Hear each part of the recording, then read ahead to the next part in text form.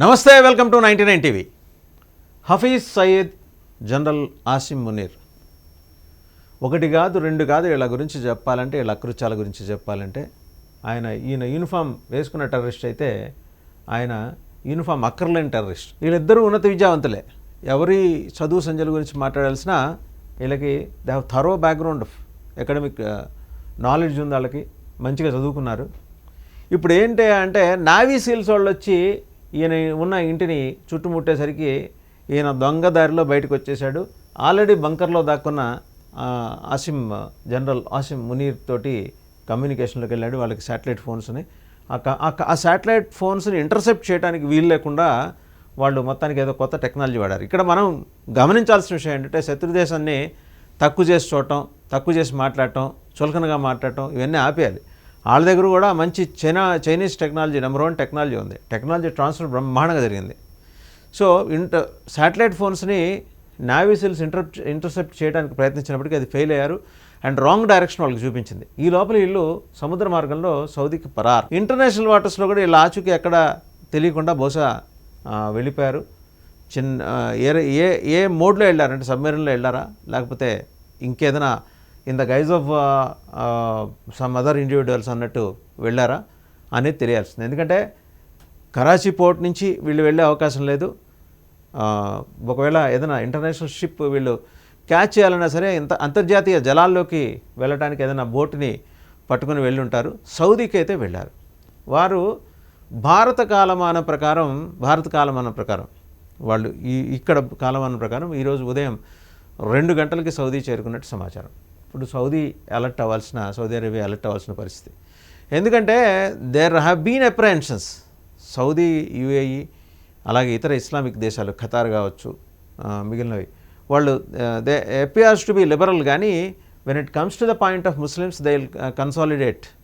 ఒక మాట మీద ఉంటారు. They express their solidarity to their fellow religious people and leaders like Munir and ఈయన మరొక టెర్రరిస్ట్ హఫీజ్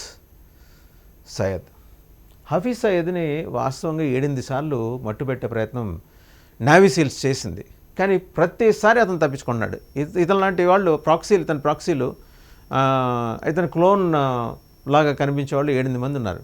వాళ్ళని ఇతర దేశాలకి ముందరే పంపించేసి నావీ సీల్స్ అటెన్షన్ డైవర్ట్ చేయటం, భారత ఇంటెలిజెన్స్ అటెన్షన్ డైవర్ట్ చేయటం అనే దాంట్లో ఇతను దిట్ట. వ్యూహరచనలో అతను దిట్ట. ఎప్పుడు శత్రువుని తక్కువ అంచనా వేయద్దు. భారతదేశం ఎప్పుడు వేయదు, భారత రక్షణ వ్యవస్థ ఎప్పుడు అంచనా వేయదు, భారత ఇంటెలిజెన్స్ వ్యవస్థ కూడా తక్కువ అంచనా వేయదు. ఎప్పటికప్పుడు ఇన్పుట్స్ వస్తున్నాయి. కాకపోతే ఏంటంటే ఇన్పుట్స్ అందే సమయానికి అతను ఉన్న చోటు నుంచి పారిపోతున్నాడు. ఈసారి ఈయన కూడా ఉన్నాడు. మనకి ఎట్టాగు పుట్టగతులు ఉండవు ఈ దేశంలో. నావీ సీల్స్ కానీ బతకనేదు, ఇండియన్ ఆర్మీ బతకనేదు. మనల్ని ట్రేస్ చేయడం పెద్ద కష్టం కాదు. One day or the other day మనం ఎల్టీటీ ప్రభాకరన్ లాగానే హతం అవుతాం అని చెప్పేసి ఈయనకి జ్ఞానబోధ చేసేట దారిలో. సో మొత్తానికి వీళ్ళిద్దరినీ కనెక్ట్ చేసిన శక్తులు ప్రస్తుతం అక్కడే ఉన్నాయి. అండ్ ఈయన యాబ్సెన్స్లో మరి నేషనల్ సెక్యూరిటీ అడ్వైజర్గా మాలిక్ వచ్చారు. అంటే ఇప్పుడు ఐఎస్ఐ చీఫ్ ఈయన వాస్తవంగా ఇంతకుముందు ఐఎస్ఐ చీఫ్ డీజీ క్యాడర్లో ఉండేవాడు. అక్కడి నుంచి ఆర్మీ జనరల్గా వచ్చాడు, పాక్ ఆర్మీ చీఫ్ అయ్యాడు. ప్రస్తుతం ఐఎస్ఐ చీఫ్గా ఉన్న ఆసిమ్ మాలిక్ అనే ఆయన్ని నేషనల్ సెక్యూరిటీ అడ్వైజర్గా తీసుకొచ్చారు. మరి ఆర్మీ చీఫ్ ఏమయ్యాడు అనే ప్రశ్నకి పాకిస్తాన్ దగ్గర సమాధానం లేదు. సో ఈయన బంకర్లో దాక్కోవటమో, బతుకు జీవుడా అంటూ ఎక్కడో పాకిస్తాన్ అడవుల్లో దాక్కోవటం ఏదో జరిగింది. సరే, ఈయనకు కూడా కమ్యూనికేషన్ ఉంది.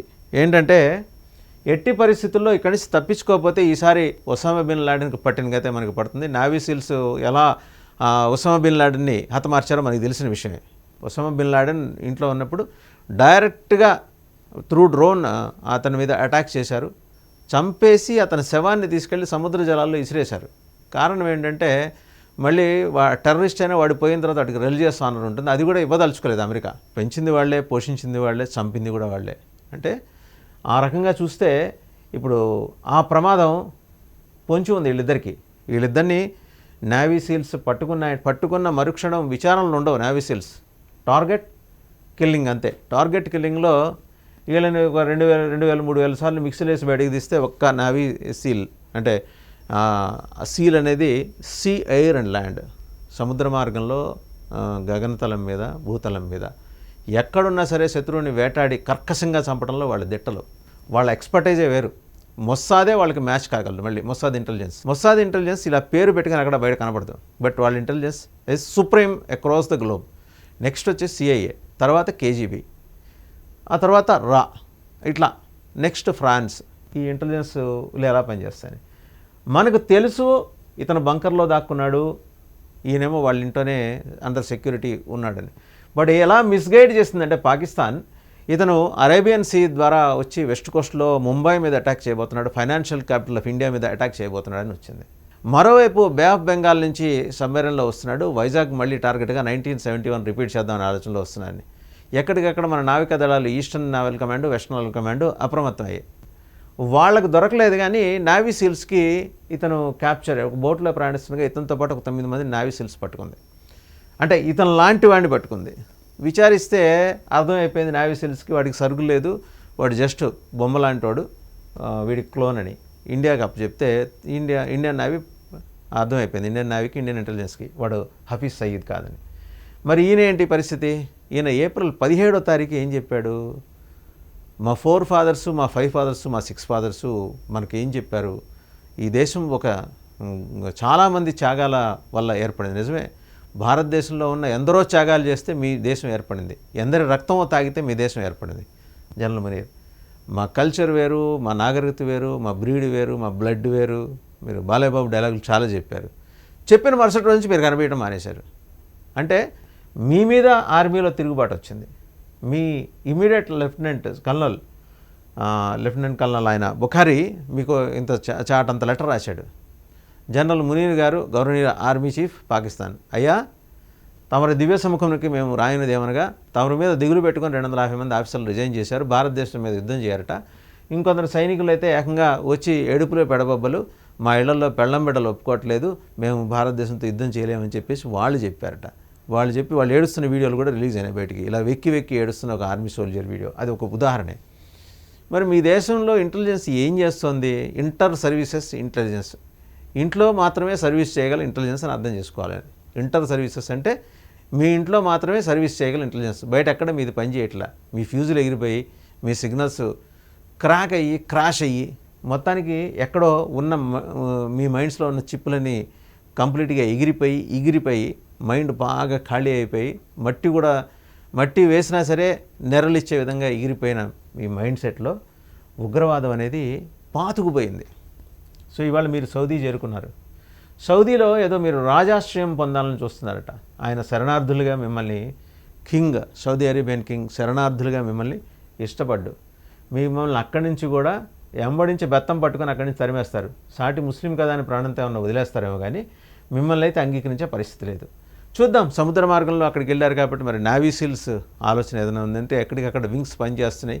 అలాగే ఇప్పుడు యుఎస్, ఇజ్రాయెల్, మొస్సాద్ సహాయం కూడా, యుఎస్ సిఐఏ, మొస్సాద్ సహాయం కూడా తీసుకుంటున్నాం కాబట్టి బహుశా వీళ్ళని ట్రేస్ చేయడం పెద్ద కష్టం కాదు. యుద్ధం ఆరంభానికి ముందే వీళ్ళిద్దరూ గతించిపోతారనే ఒక నమ్మకాన్ని, బలమైన నమ్మకాన్ని భారత రక్షణ శాఖ సైన్యం కూడా వ్యక్తం చేస్తుంది. ఏం జరుగుతుందో మనం వేచి చూడాలి.